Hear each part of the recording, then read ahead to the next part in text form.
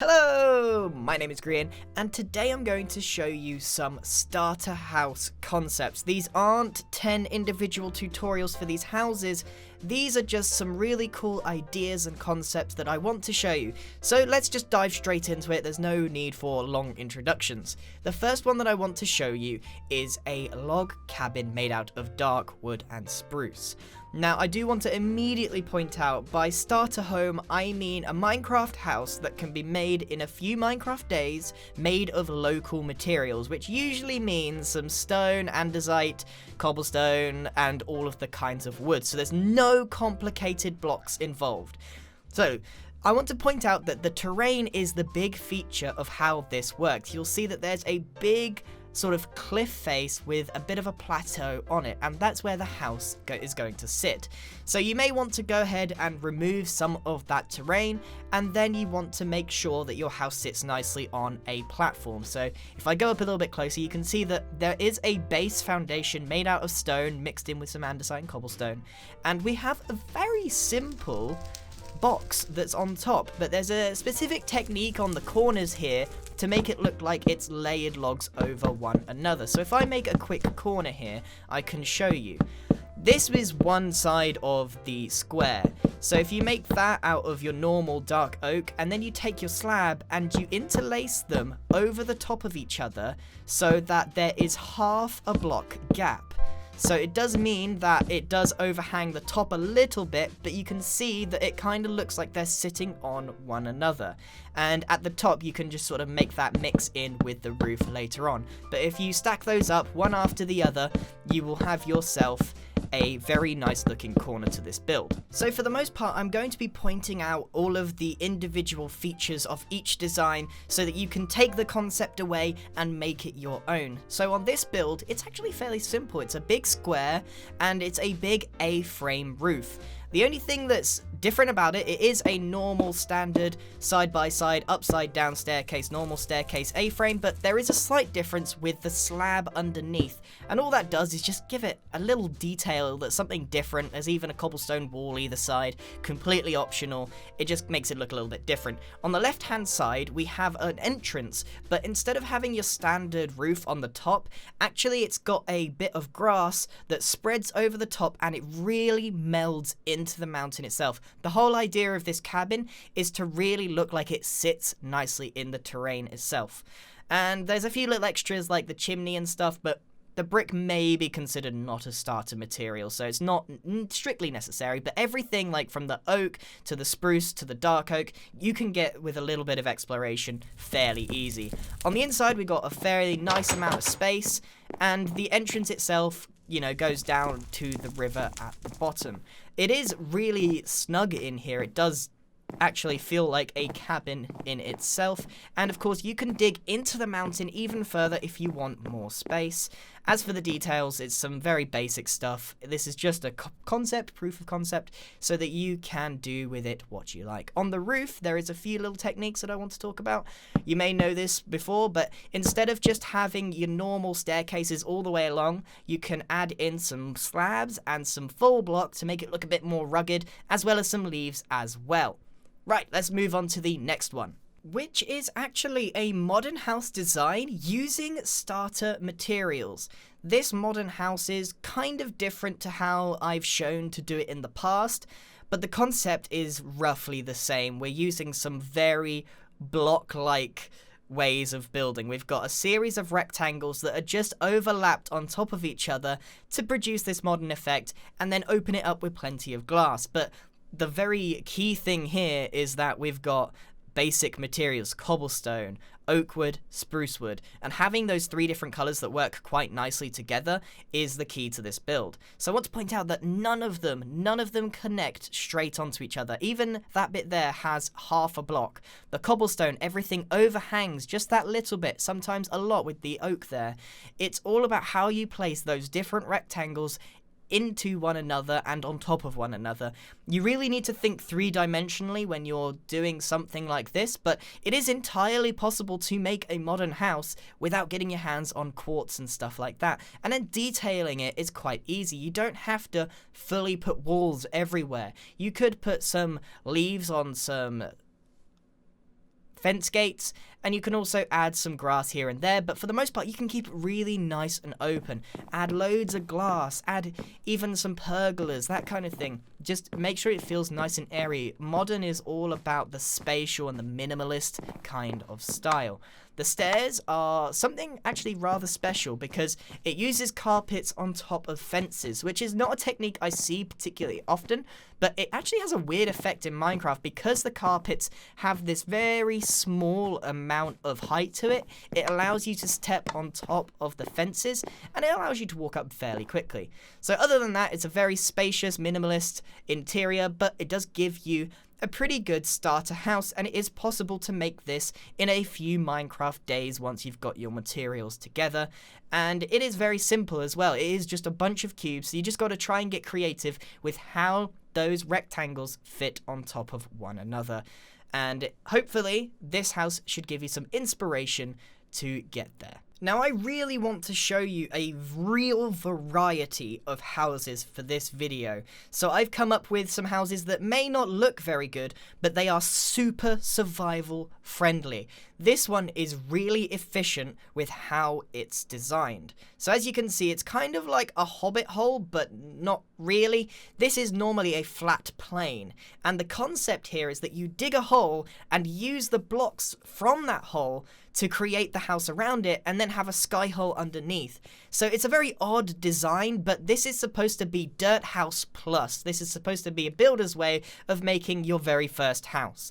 So it's got a very simple wooden entrance that's dug into the ground, and then when you go round, here you are in your one-room hole with a bit of a skylight there. There's actually a fair amount of room in here, and plenty of natural light. You've got room for your chests and all that kind of stuff. It's a very basic interior that we've put on this one today, but you can kind of get the idea. So I want to kind of show you the concept behind this a little bit in more detail because you might not understand exactly what I've done here. So get a good look at it and how I've sort of detailed it. But let's go and take a quick look off to the side on how it's done. So basically, you start off by making a big hole. You dig by hand or with a shovel, wooden shovel, whatever.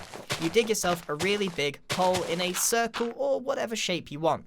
Then you grab your dirt or grass that you've just collected and place it in a crater formation around that hole, building it up slightly so that it's not just flat on the ground. And anyone walking along won't actually see what's inside at all. So it's a bit of a hidden house, even though it's just unobtrusive. It's not really hidden, but you can kind of get the idea. You then take your glass and put that over the hole, not right at the top, but down at the bottom where it sort of meets the normal land, making sure that your hole is pretty deep in there. And then you want to just make sure that you get yourself an entrance to your newly dug Minecraft hole. This is like your basic house done Grian style. And I've not really seen this done before, so I really hope that this is a fresh design, and I'm not sure how many people would use it. So you then build a entrance that slopes down very gently around in the circle shape that mimics it, and you put some slabs in there. So that's the general concept. I know I've just made this very roughly there, but you kind of get how it's made, and you can see why this is a very efficient way of using the landscape to make yourself a starter house, and then you can decorate it with some grass and some trees to try and make it fit a bit better into the landscape. But once you go down, you've got a nice little entrance and you've got yourself a little private room underground. I think this is a really good design. It may not be the prettiest and it may not technically be like your traditional house with your frames and stuff, but it's certainly something new. Next up, as you can see, we've got an underwater house. Now, you may not think that this constitutes as a starter home, being as building underwater is not very simple at all. However, I think I've got a technique that makes it super easy to make. So I wanted to share the concept and the technique with you, and then you can build on these bubble houses. Obviously, what I've made here is a very rough, very simple bubble house made out of glass. But I really want to drive home what the concept behind this is. And all you need is a bunch of sand. Really, a bunch of sand, and that's it. you're going to need to make yourself a quick platform over the top, but you need to make sure you know where the flat areas are underneath. No matter how deep they are, you probably don't want them too deep because you will need to hold your breath. So you can see that there's a bit of flat area here, and that's what we're going to use. So you make yourself a quick platform, which may actually take you a little while. You may need some dirt blocks to bring that in from the land. But once you're over the flat area, you can make yourself a quick platform out of dirt, stone, whatever. Probably dirt is best. Then you take your sand and you make yourself a quick semicircular sphere over the top of the platform. And I think some of you will already see where I'm going with this. I've never seen anyone do this technique before, but I think it's absolutely fabulous. So hopefully this idea that I've proposed here hasn't really been shown before, and some of you may use this for your starter house. Once you've got your sphere done, and I've just made a very small, very rough one, it is super simple, like nothing special at all. It may not even be a perfect sphere at all. So you want the shape of your dome. Then you simply remove the dirt underneath and the sand will fall into place. Very simple stuff. Then you're going to need to take a dive, quite literally underwater, and I've turned night vision on so that you can see this fairly easily. And all you need is some glass, even stone. It doesn't actually have to be glass at all. Glass is just great because it lets in all of the light and stuff so you can see it from above and not lose it. So basically you take a dive underneath and you start spamming the glass over the top of the sand, which is kind of why getting the shape on the platform is really needed for how this works. Obviously you're going to have to go up for air a couple of times. I'm pretty sure the torch technique doesn't work anymore. I've been playing too much Evolution. And you then go inside, remove the 2 sand blocks at the door, and then put the glass in there. Then you've got yourself a quick bubble. All you need to do now is remove all of the sand inside, and you've got yourself an underwater house. And you'll be surprised at how long this actually takes. It's not long at all. You can get yourself a very simple bubble underwater house, and then from there you can start editing it if you don't want it to be just glass, because just glass on its own is actually fairly simple. You can start by adding a door. You can add in some stone as a base layer. Obviously none of this is going to look good in my example because the dome that I made is incredibly small, and even if you do mess up, it's kind of easy to fix any leaks. So you can make supports out of stone, whatever you want. It's actually a really solid design concept for making these quick underwater houses, and you can take it even further by adding them pretty much everywhere as long as the floor is stable. And if you're really clever, you can use the terrain if you can picture how it's going to fall down underneath. Anyway, that's the concept of this build. Obviously that really doesn't look very good, but you get the idea. So you could make a bunch of these bubble houses, you could connect them up, it could look really fantastic. So our next house that I want to show you is a ravine house, and it's nestled in one end of the ravine, or a corner, whatever you want to call it, and it's essentially a bunch of decorated platforms. It's very simple, it's very unobtrusive, it doesn't take up loads of space, it's not big and bold, but it is a really neat house, and there's a surprising amount of space in here, and it utilizes the entire height of the ravine. So the deeper the ravine is, the more space that you can get out of it, but you'll see that each layer has a lot of height to it. So to make this, I want to just briefly go over the concept behind this and how you might go about making it. You start off with a very simple pillar made out of log, or maybe even something else if you fancy it, and you want to go roughly the height of the ravine itself. Now, obviously you probably want to put this at one end of the ravine, not in the middle, but of course you could put it in the middle as well. There's a lot of options, there's a lot of flexibility with these designs and concepts, and again, they only use the starting materials that you would require. You use the whole of the ravine that's already there, and then you just decorate it with some very basic materials. So you start off with that pillar, connect it up to the ravine either side, and then you can start filling that in with oak wood planks or whatever, and that would create your platforms. I do not recommend putting in many platforms. Yes, you could have a 2-space gap between each one, and you could put about 10 different platforms in there, but it's going to look cramped, it's not going to look good. Yes, these designs that I'm trying to show you in this video are supposed to be survival friendly, starter friendly, and all that, but they're also supposed to look quite nice. So I recommend leaving a lot of space between each platform and trying to keep it consistent.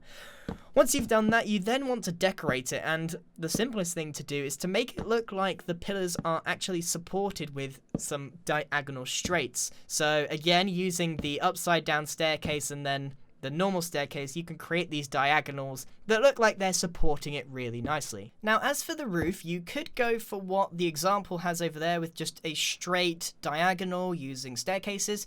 But if you're where I am now, where there's not a lot of terrain behind it to back it up, you can just do a shallow roof using slabs. They both cost roughly the same amount of resources. They have a slightly different effect, but you can make it work for you. You've got to bear in mind the terrain around you and work with it as much as possible. So that's the basic rough concept, and then of course you can decorate it with some leaves, which are very easy to acquire once you've got 2 iron, and you can decorate it as you so please.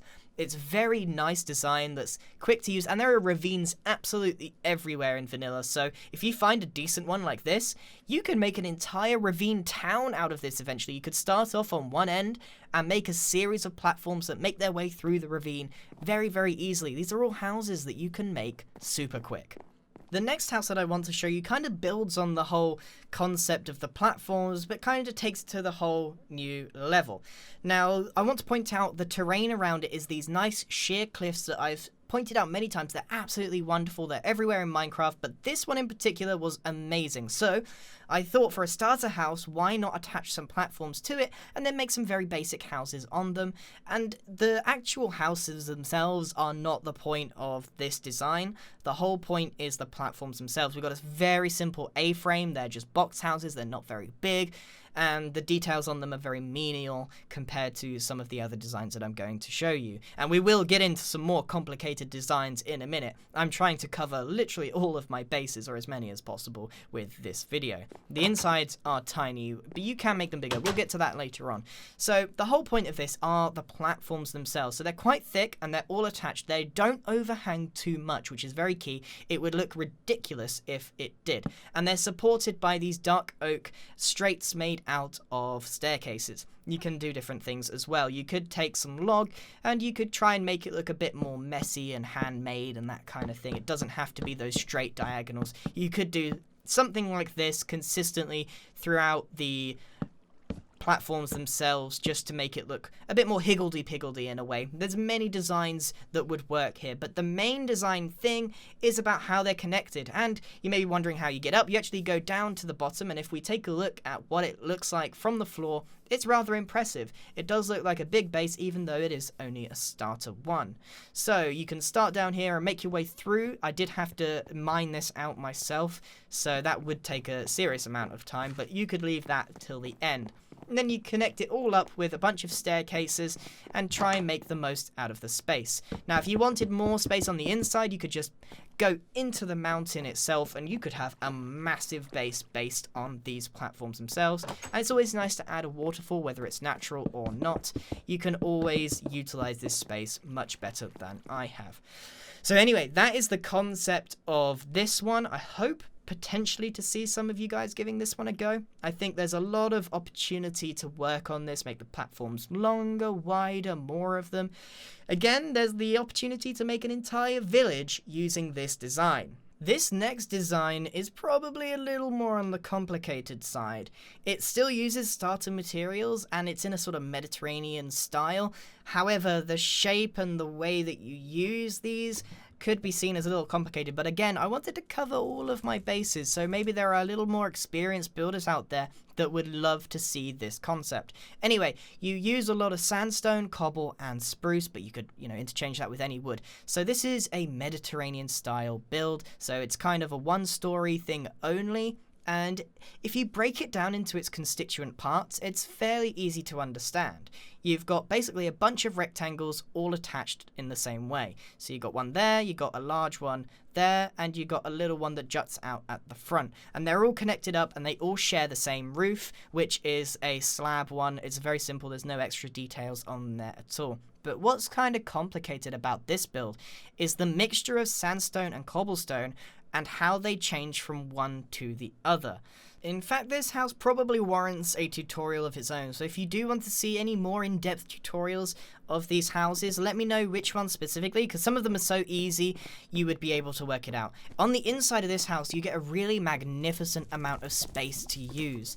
It really feels open because of all of the very large, tall windows. It's not particularly wide, but there's plenty of opportunity to add things in. With all of the details and the interiors here, we've made sure that they're fairly simple and not too obtrusive. They're not meant to be particularly survival friendly. It's all just to make it look nice and give you an idea of what you can do. But hopefully this design could give you some inspiration, and hopefully you can kind of get the whole concept, you know, with the different rectangles that are connected together. Not unlike the modern house that we did earlier, this is just in 2 dimensions, so it's somewhat easier in that regard. So if you can plan properly using those 2 materials and mix and matching them as you see fit, you can make a really nice house. This house would not look as nice if it was all in cobblestone or if it was all in sandstone, so that's quite important to remember. And also it's the big windows that really define this, and the archways, and even the little garden at the front. I think this really ties in together quite nicely. And in contrast, our next house is actually going to be one that is much, much simpler. The next one is a boathouse, quite literally a boathouse, but it's more of a raft than a traditional boat or ship. So it's got a very flat raft made out of spruce wood. Again, all using starter materials, very doable in Minecraft in your first few days, as long as you can get your hands on those different kinds of wood. And if you can't, you can always interchange them with birch or whatever. So you start underwater with a couple of layers, and then you build up around it, and you got to just get a very gradual shape of a raft, even if it is fairly square. It shouldn't be too difficult to try and get that shape. It is very, very rectangular, even if there is that little bit there, and the actual bit that you stand on is at water level itself. The rest of it is actually fairly easy. The raft is the hardest part of this build to get kind of right, I suppose, if right is the right word. You then need to just make a very rectangular box house on it made out of oak or a contrasting wood color, and it can have a base layer of log, and the roof may be a little more tough to get. You could just make a straight one, but for the shape of the boat, to try and make it look a bit more in tune with the raft, you have it sloping down to the left, to the front. So it's smaller at the front and larger at the back, and that will help produce that nice shape. And you can even add some details in there with some staircases to try and make it look like it goes really fast or whatever.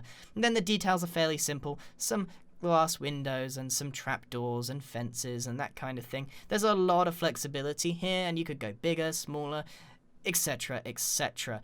Our second to last house will probably seem a little more on the complicated side for a starter house. But as you can see, this is a bridge house. It goes over a valley. You can see in Minecraft sometimes you get a really big river, and then you have terrain either side that makes this big V shape that's quite easy to make a bridge over the top and connect the two up. But if you break this house down into 3 constituent parts, the pathway, which is made up of the stairs and the support beams and the spruce wood and the cobblestone and all that kind of stuff, and the bridge itself made out of the pillars, you can sort of break this down easily and figure out how to make it. It's not as complicated as it may seem at first glance. The second part is, of course, these pillars that keep up the whole house. Even though they're totally aesthetic, you could just have it floating across, but this does make it look a bit more at home.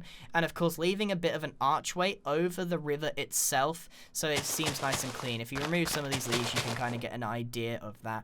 So a nice little arch that covers the river, and then of course the house itself on the top.